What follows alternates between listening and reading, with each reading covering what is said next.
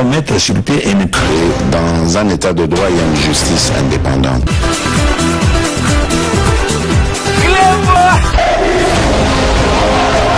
Ce n'est pas pour rien qu'il faut des conseils.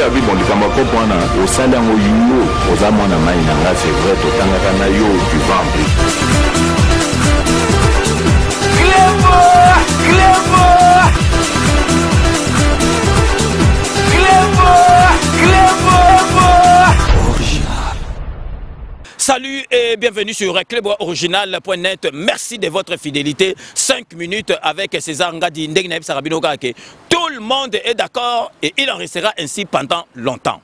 5 minutes, il y a Lelo, Bandeko Nangaï, Baleki Nanga, Bayaya Nangaï, peuple congolais.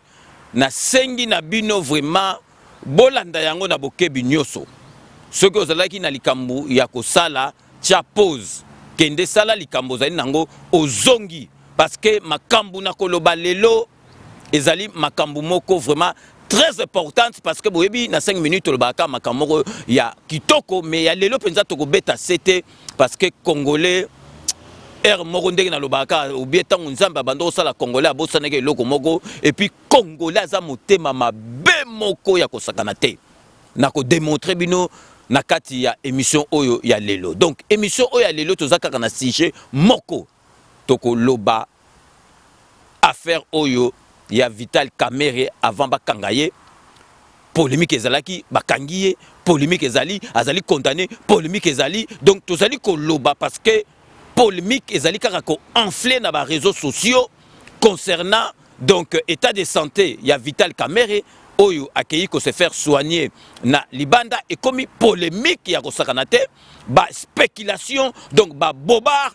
yango wana lelo na kolobela bino parce que na lingaki ko zwa temps boyebi 5 minutes avec César Ngadi tolobara par émotion te tolobara pe bilobela te boyebi ke biso soki tozali na besoin ya ko zwa information tozwa rango à la source potoyelango devant bino donc yango na er moko tozwa temps parce que biso tozali awate so to yo pesa bino information po toya batu ba sepela na biso o ba ndo sepela na biso te ou bien po to sala buzz ezali ka ya 5 minutes avec ces engadité. Donc biso to yo pesa bino information oyo ya solo oyo tozui à la source. Ceux qui tozali na information oyo tozui ba renseignement na biso place tozwa te tokoyate toloba bilobela poka ba monake o abordaki sujet moko boye biso ezalaka ndengwana te yangwana to senga kana bino bozala na confiance na biso soki bozali na likambo bomonike 5 minutes elobeli yango te bozila tolobela yango pe soki tolobeli bino yango bozwango en considération parce que tozwaka ba information à la source lobi bien à la source. Donc problème ezali na peuple congolais ezali mawa mingi.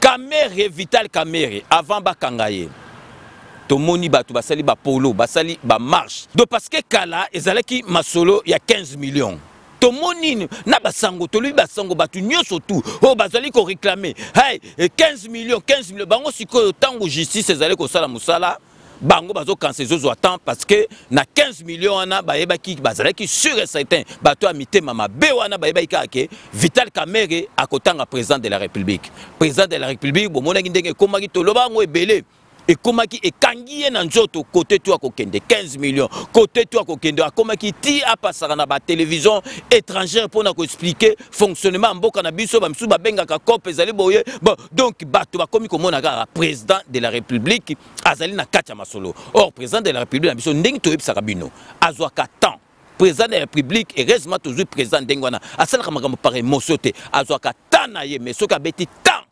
boye baka eratakate boye baka eratakate ndenge bato ebele bazwa kolela boni kanambe président de la République muto okangete kanambe akokangama na CPI mais président de la République Congo muto kopesa accord mais boye bake président ndenga yendenge wana boye bake ndenge président zali wana ayebi ye moko ke mandat na ye po simba bato ya FCC bakoyi kozala te parce que bakoyela ekaka ba compétent ayebi yango mais basalaka masolo tout na malembe tango yaki na pouvoir il faut étudier place ni na koteli avant de saba masolo ensuite akene na makamone tozali ko garantir bino boye ba ke peuple congolais toko sepela président de la République avec 2020 ezali année ya ba action bino moko bozomona ndengi et salami ezali pe ko continuer ko salama tozonga na sujet na biso qui nous concerne ces jours. Donc na 5 minutes na biso lelo tozali mardi 1er septembre, donc premier jour il y a mois de septembre. Donc vraiment peuple congolais ezali pasina mawana motema mais bolanda bien na bokebi makamga na oyebisa bino na kati ya émission oyo concernant donc affaire Mobimba oyo il y a Vital Kamerhe. Vital Kamerhe, mutu moko te ayebaki ke Vital Kamerhe ezalaki invitation. Ba ayebaki ke Vital Kamerhe akokoya. Bato akanisa ka Vital Kamerhe ke ba jeune bango na président de la République azonga bo monaki ke Vital Kamerhe ke ina simple invitation beko baliye. Baliye le même jour quand on baliye ba memiye kuna na prison makala. Spéculation déjà, Bobar et Bimi déjà, na réseaux sociaux, Vital Kamerhe, na minute basi bimisi azongi nandako. Bon moneki déjà bandaki, mais Vital Kamerhe beko baliye. Na lingi na yebisa bino po boye bake président na biso azali président moko ya valeur. Président na biso nazo apprendre bino azali président ba statistique bimi tokozonga la émission Mobimba président na biso azali le plus pauvre ya ba président d'Afrique. Le plus pauvre ya ba président d'Afrique. Mais le plus riche nakati ya mental, nakati esprit, il y a la musique, il y a l'équipe, l'esprit, mais mbongo pour boye que président biso azoro yibate, azali kolanda idole ya papa naye, donc azali le plus pauvre na bino ya ba président ya Afrique Mobimba. Mais si koyo to kota na mozindo dossier na to kozonga la bino. Vital Kamerhe bakangiye. Vital Kamerhe ba programmé jour il y a procès naye biso na kanisi na 5 minutes tozali batali boso to pesaki date ya procès à Vital Kamerhe nazo se souvenir biso to pesaki date mutu moko pesaki date te to pesi bino date que Vital Kamerhe ba ressemble c'est telle date et kozala donc en direct na radio na télévision peuple congolais na kanisi bato belé bazalaki teke bazalaki kozongo sérieux babia botala ba théâtre de chez nous ya présent na bango na Vital Kamerhe ba osala ba jeune na bango Vital Kamerhe ba osala te tangu procès bandit, première journée. Deuxième, après Congolais, a commis qu'on soit au sérieux. Parce que Congolais, au moins Congolais, ma ben abisso Congolais, a ça la ma émotion. Et puis Congolais, a zora ma cambo sérieux. Donc raison moi net c'est que mais Congolais après ce qu'on pouvait aller à Timbi, bah moni dengue kei pour la première fois dans le monde entier, donc ils allaient rare dans le pays même. Il y a Porto Obama qui est directeur à cabinet à Kende devant juge et puis en direct, tout le monde généraux ou en fonction, tout le monde ministre, tout le monde conseiller ou la présidence, devant bar et salama nanu te na mboka na biso. Ce qui est le président na biso, le comme considéré que président ou penza oyo ba présent oyo ba ko compter na bango en Afrique na monde entier ezali grâce tango a eu pouvoir à libérer ba prisonniers politiques ba exiler tout politique au bazala ki banda ba zongi na mboka et puis na procès il y a 100 jours. Mais si koyo ngai nazali ko comprendre ti ngai nazali ko comprendre te pourquoi congolais a commis koloba bilobela na lingi avana développer maka parce que les autres za na bino e boza na bino tranquille beaucoup sepe là. Intérêt ni Félix Antoine Tshisekedi azanango lelo pour libérer Vital Kamerhe. Boye bisangana no intérêt nini, leitmotiv nini, motivation nini pour justice ya mboka na biso oyo justice oyo Félix Antoine Tshisekedi ati pour ba libérer Vital Kamerhe. Et là on ngana ngoye sabine il faut botimba te père botimba boza bayuma te. Ce qui Félix Antoine Tshisekedi ou bien justice à Félix Antoine Tshisekedi parce que directeur à cabinet Zalaki il y a ce qui pensa que Zalaki peut libérer Vital Kamerhe sima balingai ko kanga Vital Kamerhe était donc Félix Ango tikate directeur à cabinet ba kangaye donc ce qui Félix a tikaki directeur il y a cabinet na ye akende tina justice batale mokili mobimba ayebaki ke ezali Ndenguana, et puis il n'avait rien à se reprocher. Bah Sambisi Vital Kamerhe Mokili Mobimba et Moni biso tout au Moni. Bah Katelier 20 ans. Na kati ya masolo na bo monaki même to perdre juge azaki na kati ya masolo. Ezaki makamba ko sakanate. Bah Katelier 20 ans. tango bakatelier nanu te tango Vital Kamerhe kotikuna azalaki accusé, azalaki prévenu, azalaki mutu moko, azalaki na présomption d'innocence au cause appé accusé na likamoko bo OK batali ba preuve tout batiki yo ezalaka esalemaka bato déjà bakomi komituna opona nini Vital Kamerhe bakangi ye ti lelo azaka directeur ya cabinet, mais non, loi ezali ndenge wana. Et puis donc règlement d'ordre d'intérêt ya présidence ezali na limite moko bo soko s'absenter bo moneka après ba suspendaki Vital Kamerhe. Mais ti sikoyo bazali komituna bato mususu na ebite bato mususu bazana poto awa olie bakolisa bongo, mais bato mususu kutu bazana Afrique baleki bato mususu bazana poto awa lelo ba mususu bazali kotuna o Vital Kamerhe lelo ba condamné ye ndenge nini azaka ka directeur cabinet yango tozo comprendre te akozonga na ye. Vital Kamerhe ba condamné même awa na poto bo yo kamoni yango ne faut ba procès à lebele pour congolais comprendre, mais pe congolais pas linga otanga te la sika ateke faut ba procès belé za il faut o natana ba télévision to kaka ba condamné mutu soki mutu azana droit ya kosala appel asali appel wana d'autant osali condamnation na yo ba condamné mais commis en suspens parce que appel et gros appel que bou condamnation longwe et gros appel et mati et gros appel kiti. Donc ceux qui mutaseng appel condamnation na yo ndenge ba condamnaki yo et kangami et commis en suspens bazozi la siko ceux qui appel wana et leki wana siko condamnation na yo commis définitive. Siko Vital Kamerhe nalu ba condamné été ba condamnaki ye na première masolo oya ba juge, mais siko ndenge asali appel ba bloqué yango, donc condamnation wana ezana compte parce que na appel ko ne ko mata et ko peut okita. Donc azali nanu directeur cabinet, mais tango ba ko condamné ye Vital Kamerhe oza directeur cabinet toujours le banabino déjà directeur cabinet ça pour nama, donc bazozi la que ba signer. Mais pourquoi Congolais tozali ko sala ba recherche te? Pourquoi to sala ka ba recherche te? Il y en a tout. Yeb sarabino que ba Jean-Louis Chimbalanga bazali ba écrivain minene ya mboka na biso. Bozwa kaka même la peine pe botanga ba livre bo comprendre ka makambo susu. Ozo ata livre moko bazolo ba makamba ba procès pour comprendre. Ba katelier certes. Mais asali appel siko ezali en suspens siko tozo zila appel wana soki et pesa ndenge nini après Vital Kamerhe akozala sous directeur ya cabinet. Et puis na dossier na boye baké président Félix Antoine Tshisekedi alinga ça la erreur moko na katité parce que déjà au départ babando mona net ka ezali likopa basali boye po ba kasser bonabo siko alingi erreur na moko na kati ezalate yango nazo memango penza ndenge ya proprement. Ce qui Vital Kamerhe na ye moko ndé to mona na poto a au moni makamoko ya justice ye na ye moko soka démissionné qui a démissionné pour à comparaître devant ba juge en tant que citoyen classique normal a quoi qui ko sala yango, mais ye akansa ceux qui accueilli devant ba juge na en qualité na ye ya directeur cabinet za avantage OK ça qui désavantage.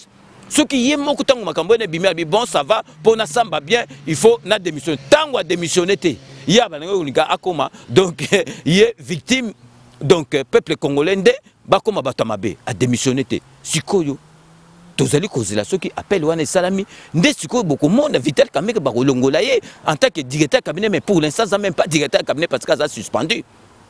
Pourquoi peuple congolais tolingi kocha polémique ne sika oyo ezalité to koma nanu ne sika osiko il faut to koma lelo Vital Kamerhe azana kati ya boloko alobi malade to monaka ata na poto prisonnier soka za malade bakoyi ko soigner na kati babimisaka ye libanda bake ko soigner ye na bopito libanda après akozonga. C'est normal. Et puis tolingi to ebisa bino tango Vital Kamerhe alobi aza malade ministre ya justice azalaki même na pays étranger azalaki libanda ya mboka tango azui demande wana que Vital Kamerhe balobi ki fa bima libanda ya prison pour aza malade buyo kanga malamu ministre ya justice atindi batukuna ba médecin batukuna ba kende ko s'enquérir na état de santé ya Vital Kamerhe ba vérifier ce qui réellement azali malade. Mais ce qui est vrai Vital Kamerhe azalaki malade tango ba pesi rapport na ministre il y a justice. Balobi OK. Vital Kamerhe bazoué babimisi libanda. Vital Kamerhe na minute yo naza koyeb sabino azali kaka libanda baza ko soigner ye.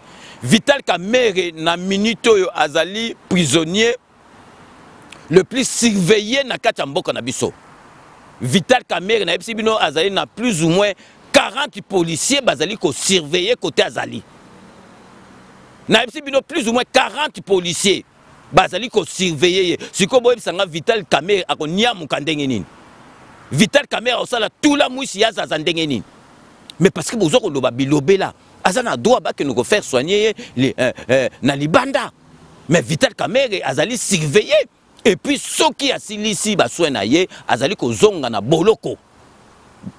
Ba tebele ba sali be mission ba lobby ba n'importe quoi. Vital Kamerhe na minute azali et pas soki na ndako ne pas amida. Vital Kamerhe soka asilisi wana akokende primatique. Mais vous rigolez ou quoi?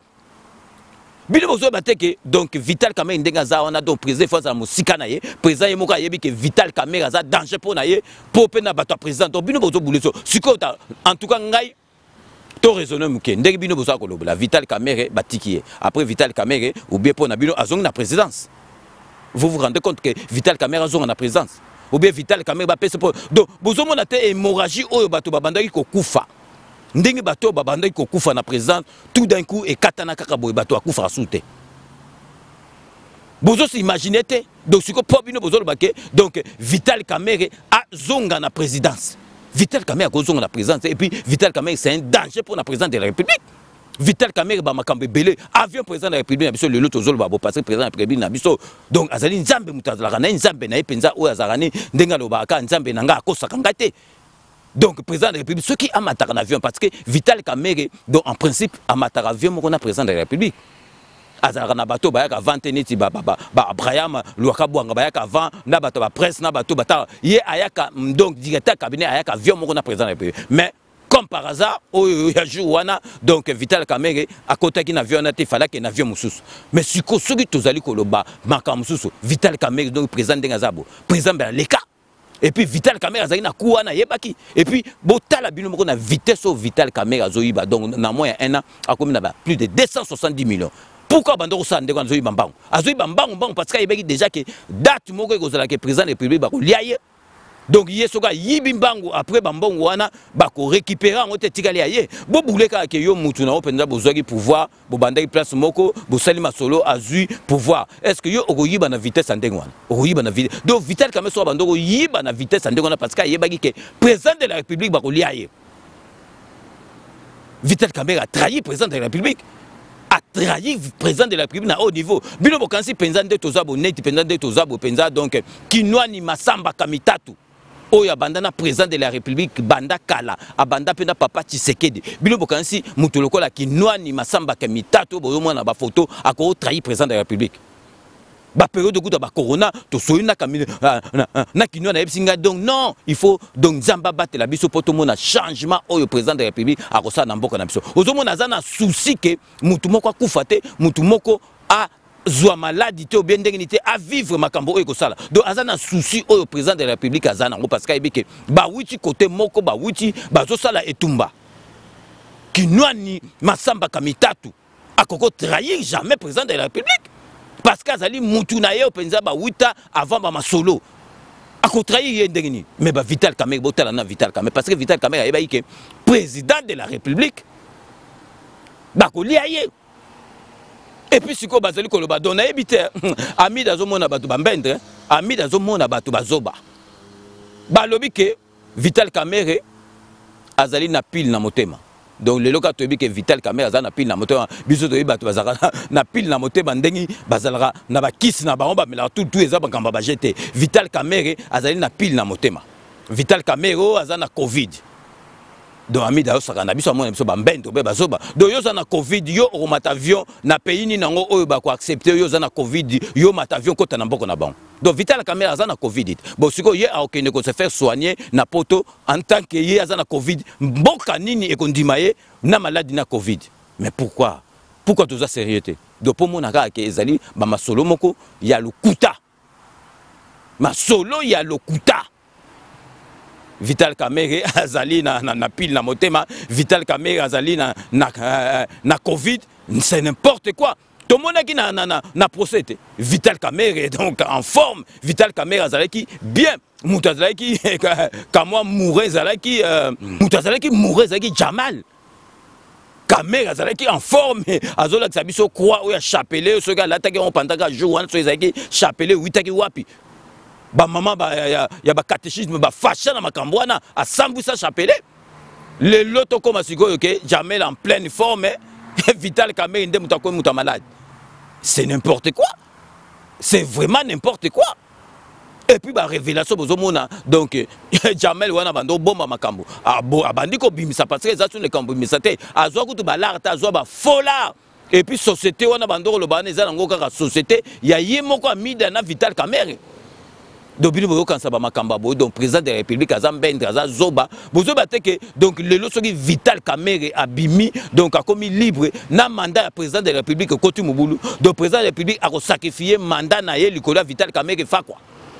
Mais pourquoi Congolais tolingi kosala ba polémique ne sika o polémique ezate na yebisi bino bo yebake Vital Kamerhe soki ndenge bino bozo ba batika ye o Vital Kamerhe ba libérer nga na tiki 5 minutes ngai na tiki 5 minutes na représentant otsute pour na yebisa bino ke Vital Kamerhe ako beta boloko na ye.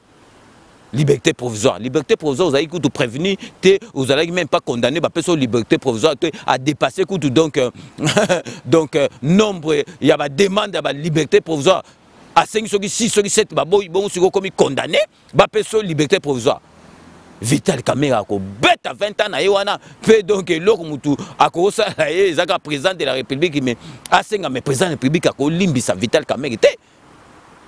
Parce que botala ba saut de mouton ndenge comme aussi la siko donc ba biloko nyo so ke zali penza landaki délai ndenge zalaki mais tala ndenge PC5 donc Vital Kamerhe aliani balar azoko sa même président ngo que nous ça inauguration na Kinshasa na au moment où ba travaux silaté mais vous vous rendez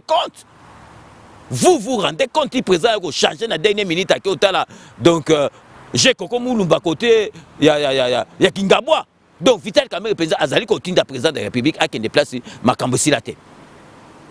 Bongo Bino Bato, Bino Boka s'appelle Félix Antoine Tshisekedi Daza Yuma, donc a libéré, donc justice naie est libéré Vital Kamerhe. Totika babiloko wana botika bozala tranquille. Au moins 5 minutes lelo nazo kitisa bana mboko balinga mboka mitema. Boza na bilo parce que ba te belé ba komelinga donc ba maman ba papa donc baza penza na inquiétude à kosakanté ba bilelo vraiment papa soki Vital Kamerhe ba libéré to suka wap nazo sabino boza la calme Vital Kamerhe ne sera jamais libéré baza ko soigner azali donc ba entouré place ya azali wana plus de 40 policiers bazawana donc ba vérifier que azana malade certes azali na malade parce que Vital Kamerhe donc à kotana ba bolo côté musalaga ko yiba donc ko sala via kitoko ba asombeli mwasine ba kanyi donc azu premier masolo yango penza donc azokokate mais siko atuna kapenda zalaka kuna pourquoi quoi ya maladie Vital Kamerhe azokokate donc asali même pas un an na kati ya boloko azokokate ba vérifier que aza réellement malade. Même malade azolo baona ezali ya lukuta iya zana Covid bon siko bazo senga bima ke na payer étranger bon Covid ango nani ngo ko soyo zana Covid okene na payer bato nani ngo ko ndima yo tala peuple congolais bozala calme Vital Kamerhe ezali exemple yo président de la République azali ko lagisa à partir ba fakwa tout na justice na biso ke échanger donc ezali exemple type à type penza donc directeur cabinet na ye akena justice ba tout ba mo penza directeur cabinet akena justice bongo biso bozo nana ngandi maike mwasa kimbuta do azala kuna na kata masolo mwasa kimbuta bakangi ya watu nana ngandi maike penza ke mwasa kimbuta bako kangaye nani angwa ndimaki ke mwasa kimbuta bako kangaye peuple congolais to linga mboka na biso soki ata olingi Félix Antoine Tshisekedi te linga makambo azosala parce que makambo azosala nanu esalamate na mboka na biso donc vraiment na grand boule na boule nanga penza Vital Kamerhe il fallait batinde na mama yemo il fallait batinde soki na pavillon 8 na mama yemo Vital Kamerhe amona état ya hôpital ndenge za amona penza ke ndenge peuple congolais a souffra pona ko kende ko se faire soigner Vital Kamerhe président de la République penza il fallait dire mama yemo ade mama ye mo comprendre penza ki amona penza ngungi moko ya munene ya vitaminé azo soye penza donc na kingwa comprendre.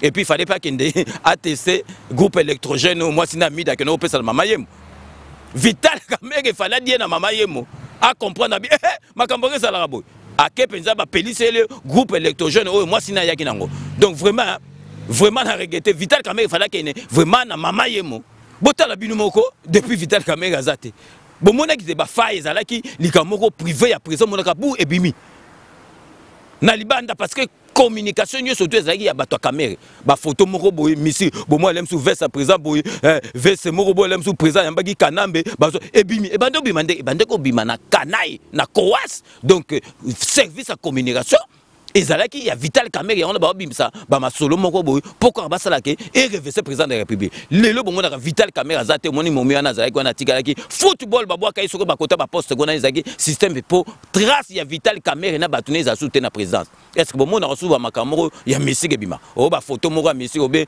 président kendaki bo et puis ma reçu soutien parce que bando bima spray likolo ya Kamerhe. Donc, il a battu tout, il y a présent, battu tout, à présent, aller dehors, il bango. Donc, parce que le peuple congolais, donc, il y a Félix Antoine Tshisekedi à Ambendre. Félix Antoine Tshisekedi doit, Noko, Yaya, esprit à la musique, donc, à Kenara Malé, à cause de Pilisabana en Boka, et puis, ils allaient comme on en a déjà. Donc, pour nous, Sabine, pour moi, je pense que Vital Kamerhe a forme ou tout. Esprit ma bête, Timambi, Nekba Congo Balbara, Timambi. Botela donc Delphin Kayimbio yo bomoneka ke no somba appareil moko na Afrique du Sud yo batiaki président Félix Antoine Tshisekedi Fati Beto na biso en écoute pour kanamba yo ko makamnyo surtout Vital Kamerhe azaki en relais na Delphin Kayimbio wana nyo surtout neza ba copa Vital Kamerhe do bati président en écoute do mamakam nyo surtout président zali koloba donc kanambe kuna na kingakati azoyoka Vital Kamerhe azaki na copa wana bongo siko bino bozali koloba ke Vital Kamerhe donc abima libanda donc siko soka bimi libanda donc logique eza sous-té donc bongo siko bato bazali ko landela bango bongo ba je koko ba beta boloko bazo saigner donc ba dio mindonga la donc ba honorable musu diongo wana siko bango siko ndengi yoka ki passe babima ta libanda te siko bango bakoloba nini et puis na ba miyibi musu to kokanga esilite ba miyibi bazali bakokanga bango bongo siko bokanza penza ke Félix Antoine Tshisekedi ako sacrifier donc mandat na epo na Vital Kamerhe fa connaître Vital Kamerhe donc ce qui Félix Antoine Tshisekedi donc lelo justice et bimisi Vital Kamerhe boyebi makamuni bato bakoloba boyebi bino mo imagine makambato bato bakoloba boza la calme peuple congolais boza la calme. Félix Antoine Tshisekedi azali président, il y a peuple, le peuple d'abord, justice, il y a Félix Antoine Tshisekedi ati et kolakisake, personne est au-dessus de la justice. Donc vraiment, avant que ces émissions, tous autres la bino donc bande annonce il y a émission nabiso il y a samedi oh il y a bino samedi 5 septembre premier samedi il y a mois septembre tokoyamba na rendez-vous des patriotes donc combattant munele le lazali acteur politique Rex Kazadi ou salama kambe belé na kata combat donc à kota ba prison yé muta fongola ki banzela okenaki sasa ba traitaki de tous les noms lelo a Zali Kosala Masolo donc Asalagina Faulu lelo azongeli président Fati parce qu'il y a IDPS babanda de père en fils donc akozalana biso na rendez-vous les patriotes boyoka bande annonce oyo alobi na bande annonce nae.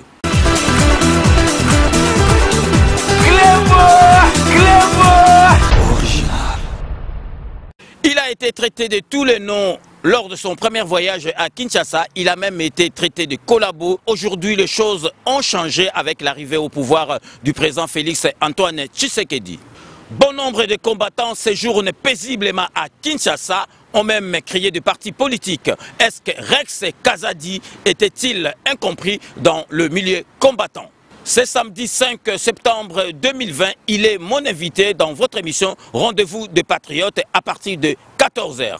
Merci César Ngadi pour ton invitation. Donc rendez-vous le samedi 5 à partir de 14 h dans ton nouvelle émission. On va parler d'actualité, on va parler de politique, on va parler de bientôt 2 ans du bilan du président Félix. On va parler du docteur Mukwege qui est menacé. On va parler de tout et sans tabou face aux auditeurs. Donc je suis tout à fait disposé à répondre à toutes vos questions. Et je vous invite le samedi 5 à partir de 14 h dans l'émission de César Ngadi. Rex Kazadi soutenait Martin Fayulu pour réclamer la vérité des urnes. Mais aujourd'hui, Rex Kazadi est derrière le président Félix Antoine Tshisekedi. Pourquoi ces revirements de situation? Rex Kazadi répondra à cette question dans votre émission de ce samedi 5 septembre 2020. On va parler de tout et sans tabou face aux auditeurs. Donc je suis tout à fait disposé à répondre à toutes vos questions. Rex Kazadi bafingaki ye balobaki mingi tango akendaki Kisasa aposaki même candidature na ye en tant que député national, mais na yebite lelo ba combattant nyoso tout bakoma kosala neti Rex Kazadi a salaki. Est-ce que Rex Kazadi azalaki compris parmi ba combattants ou bien ezalaki kaka motema li kundu kaka ya ba congolais? Oya ebele tout échanger tout sur la makamamboka. Merci mingi. Boyebi binomoko Rex Kazadi azalaki sima ya Martin Fayulu pour nako réclamer la vérité des urnes. Mais lelo Rex Kazadi a zongi na parti na ye ya bomwana UDPS pour nako soutenir président Félix Antoine Tshisekedi. Pourquoi Rex Kazadi a bongwani lokola caméléon? Question à Rex Kazadi à répondre bino na kati ya émission ya rendez-vous des patriotes ya samedi 5 septembre 2020 à partir de 14 h et puis to sengi na bino nyoso tout bo benga na ba numéro ezali ko défiler pour poser ba question na bino nyoso tout bozali na yango. Rendez-vous des patriotes, c'est ce samedi 5 septembre 2020 à partir de 14 h. Merci César Ngadi pour ton invitation. Donc rendez-vous le samedi 5 à partir de 14 h. Ndenge na yebisaka bino kaka ke bobosana te kanambe akozwa masolo na mbutu te na dikosi. Donc bino mo boye tolanda donc rendez-vous de patriotes ya samedi oyo le 5 ezali Rex Kazadi, boyebi Rex Kazadi, donc n'habité ce gars là a mal compris na ba combattant ce gars motema imbi kaka o bazala contre Rex Kazadi ok moi na batu azalaka vraiment na langue de boîte à expliquer kaka makambu tout ndenge zalaka so bu à expliquer. Donc vraiment bozala ebele bo benga na numéro boyebi ba numéro ezali oyo bo bengelaka parce que Rex Kazadi a répondre na ba question na bino nyoso tout. Donc comme presque à la fin il y a émission na biso meto beta le sous c'était peuple congolais boza calme o bazali ko ba Vital Kamerhe asa bimi aza côté moko Vital Kamerhe a kozonga sous na prison te ezali lukuta. Ezali Lukuta, Vital Kamerhe aza réellement malade, ba vérifier qu'il pas ministre ya justice, parce Vital Kamerhe azali na sécurité, donc bazota la sécurité naie, donc il y a plus de 40 policiers bazali wana, donc Vital Kamerhe a koko ko nyamu kakutu te. Ko nyamu kakutu bobo sana kombo wana. Donc azali wana, donc ceux qui assistent ma masolo naie akozonga lubwaku. Donc bon longo la boule wana bon landaka bato mususu te bilobela bazolo baza po na buzz po se po na nini Vital Kamerhe bazali ko soigner azali banda donc ba vérifier que malade wana ezali ya solo mais ezali covidité parce que ami la bando senga Vital Kamerhe ke soki na Belgique mboka nini eko yamba mutaza na covid donc bo saka na biso te donc Vital Kamerhe akozala na boloko appel na yeba ko katela epe ko mata donc eko ko kitate.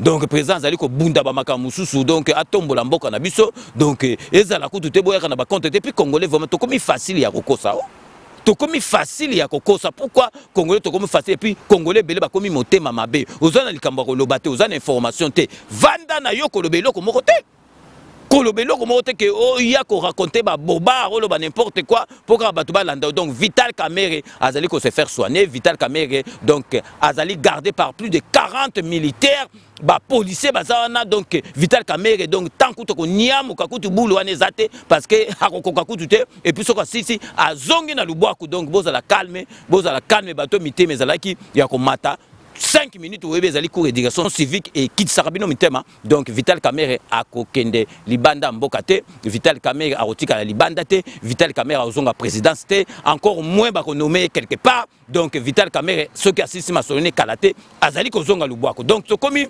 nasuka ya émission na biso ndenge na sarabino ka je vous laisse le soin d'en tirer vos conclusions et de me faire parvenir vos commentaires comme d'ailleurs vous en avez l'habitude de faire. Donc je reste toujours friand de vos commentaires, si je sens observations, même critiques, n'hésitez pas donc à me les faire remonter sur notre compte YouTube ou directement sur notre site internet cleboaoriginal.net. Donc avant donc nasukusa émission nazali vraiment na équipe technique mobimba tozali ko souhaiter bon et joyeux anniversaire na Mutuna biso pas la biso na kati ya Clébois original donc azali réalisateur adjoint donc boyebié Doudou Swami Doudoulé pour batumsu bakansaka ya za famille ya lolo be mwana ya lolo non ça n'a rien à voir bakombo et kokana donc azali ndeko ya lolo te azali encore moins leki ya lolo mais azali leki ya lolo na ndenge ya âge na ndenge tozali donc Doudou Swami a fêtaki le 30 août oyo donc anniversaire na ye donc to pesier vraiment ba bon et joyeux anniversaire même na retard mais to tenaki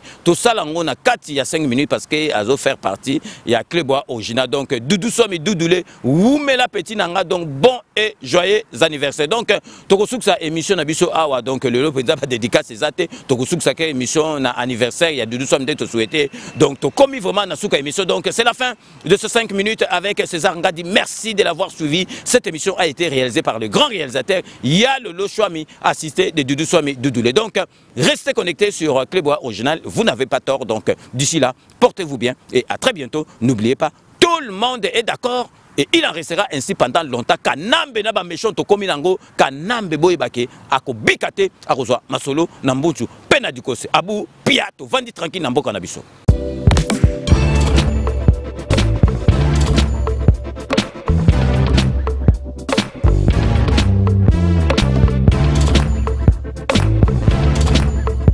Conteneur yango todo sala, adi londolé, Feli, ah Mosengo, Feli, tout ça la conteneur, ma voiture, tout na Kisasa, ma carton, ils ont qui Kinshasa. Et en plus, la bonne chose, voiture na yo, quand on a Kisasa, te prends pas la tête, il y a la bisson, charger bilo qu'on a yo, te relivrer à domicile, sans un bon au teki, c'est parti, Hollanda, tout le monde a figuré dans l'équipe de France. Il y a un sika na milieu à Matinda, ils ont ils ont annoncé autant des années, mais à un certain moment, il y a les cas, tout s'est rattrapé pour changer la réseau de la connexion.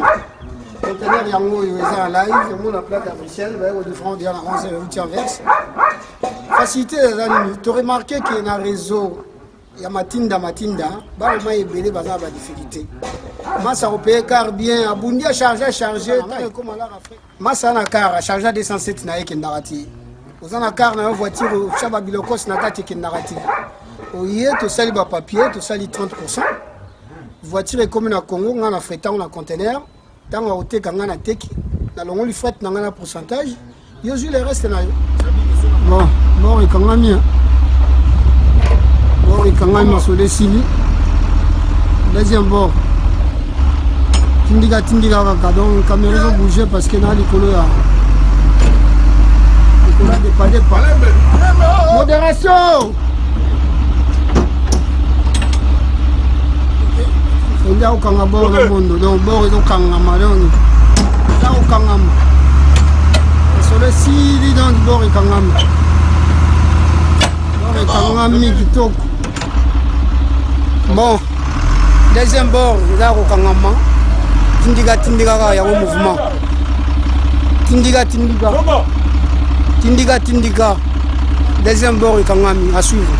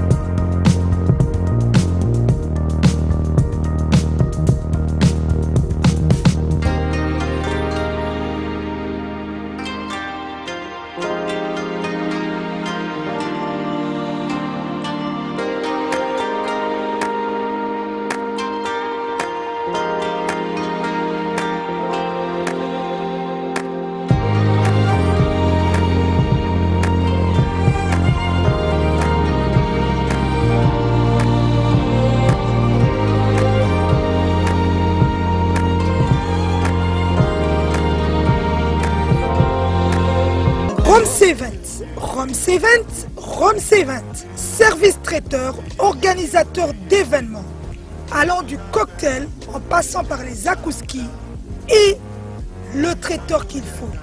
Vous avez toutes les spécialités africaines, européennes, asiatiques, du monde entier. Quel goût, quelle perfection, quelle propreté. La dégustation est au rendez-vous grâce à Rome C20.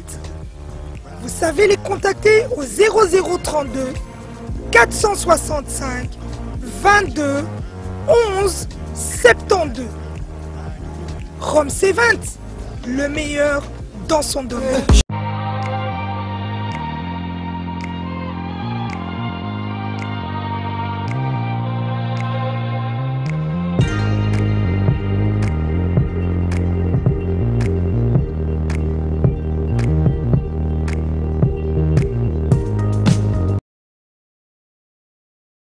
Sepela TV et yena makambu ya sika lisusu. O ba chaîne ya France eza na kati. Ba chaîne ya Congo eza na kati. Ba chaîne ya Londres eza na kati. O ngomona makambu ya politique ya sika. O parti AA eza na kati. O parti BB. O CFAIO eza na kati. Ya Sepela TV. Bouquet comme ya muke boye. O tina poche voyager na ngokeno partout lingi. Na bouquet no ya Sepela TV. Sepela TV. Mais ma biso wana kaka machine ma daka daka Sepela TV. Bienvenue dans le monde de Sepela TV.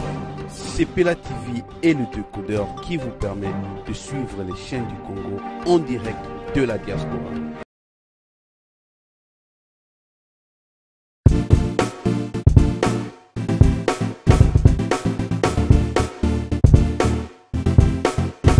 On doit mettre sur pied un état.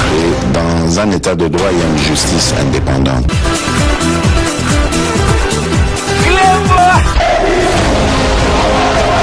Ce n'est pas pour rien qu'il faut des conseils. Puis, bon, les Camerounais, au salaire, au yo, aux amants, c'est vrai, au Tangana, yo, du ventre.